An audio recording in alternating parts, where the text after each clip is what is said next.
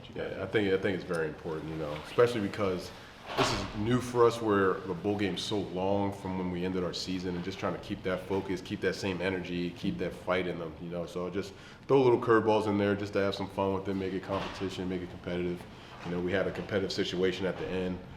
We're simulating overtime, so that makes it fun for the guys. Give them some juice and then give them something to really fight for.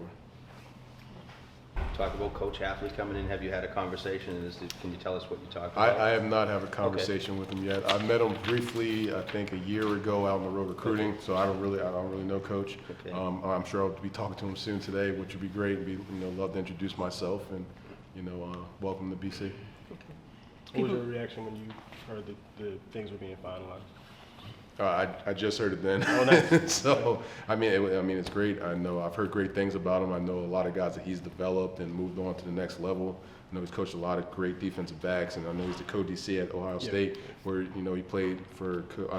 Not played. He coached for under Coach Day, who coached me here, at BC. He was my receivers coach, so I know there's a little bit of a connection there. How is there any idea yet how it impacts you these next few weeks? Obviously, your job, for the most part, stays the same, but what goes on from there? You just got to wait and see. Yeah, kind of wait and see right now. Like I said, I'm more focused on these kids and just winning this bowl game. Gotcha. Still, it's important you're building the team kind of for him with these first couple of weeks of bowl practice. Just talk about that responsibility. Yeah, I mean, there's some responsibility to it, but it's easy with the group of guys that we have, and I've been talking about it since, I've been given the interim tag. We have great kids, high character kids. It makes it easy to kind of keep everything flowing in the right direction. Something that, Coach Adazio said when he was here the last 7 years, we got a tough, high character team, and they continue to carry that on. So it just makes it easy for me because, again, BC guys, the same way when I played, hasn't changed much. Any excitement out there that the coach's search is over and that there's a guy and who it is or anything like that? Yeah, I guess. I mean, our guys, we just came off the practice field. They got the news. I'm sure they're all just taking it in. It's kind of a lot for them right now.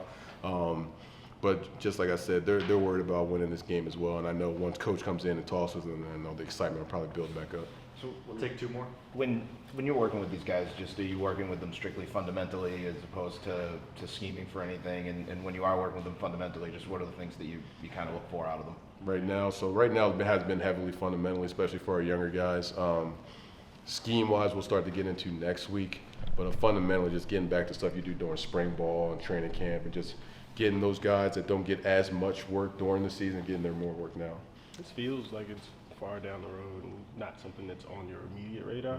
But how does it work in the event, like, I would assume you want to stay here or stay on staff and all that good stuff, but how does that actually work, and are you?